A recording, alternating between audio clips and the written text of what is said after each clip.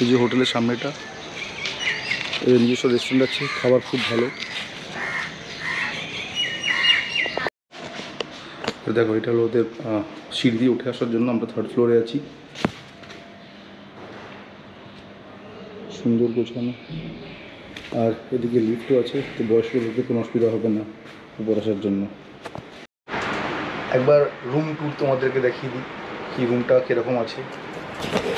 এই দেখো সুন্দর একটা গোছানো রুম, একটা বড় বেড আছে, এদিকে একটা সোফা কাম বেড আছে।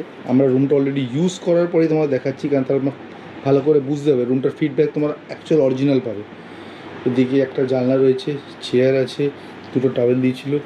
এদিকে একটা স্টাডি টেবিল, টিভি আছে, এখানে একটা টেবিল রয়েছে, এদিকে চার্জিংয়ের জন্য এদিকে সকেট রয়েছে, এদিকে সকেট আছে, ফ্যান আছে, এসি আছে, 2টো তোমরা বড় বড় জানলা পাচ্ছ।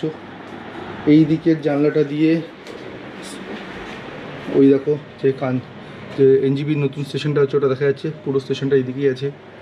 আর এইদিকে জানলাটা যদি আমি আসি, তো এখান থেকে এই যে সামনে যে এনজিপির ট্যাক্সি স্ট্যান্ডটা, পুরো স্ট্যান্ডটা দেখা যাচ্ছে।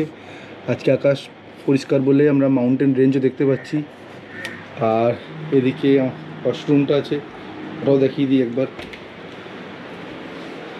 ছোট্ট ওয়াশরুম কিন্তু ভালো, কোমোড, গিজার, শাওয়ার, আয়না, বেসিন সব কিছুই আছে। দেখো এই রুমটার জন্য আমরা পে করেছি 2000 রুপিস, একটা রাত থেকেছি আমরা। খুব ভালো ফ্যামিলি হোটেল আমি বলতে পারবো, এনজিপির একদম কাছে, স্টেশনের পাশেই। দেখলেই তোমরা কতটা কাছে, স্টেশন এইদিকে আছে, এদিকে ট্যাক্সি স্ট্যান্ড আছে।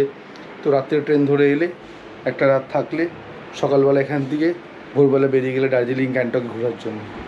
ঠিক, যদি আমার ভিডিও তোমাদের ভালো লাগে চ্যানেলকে সাবস্ক্রাইব করো, ভিডিওকে শেয়ার করো, ঠিক আছে?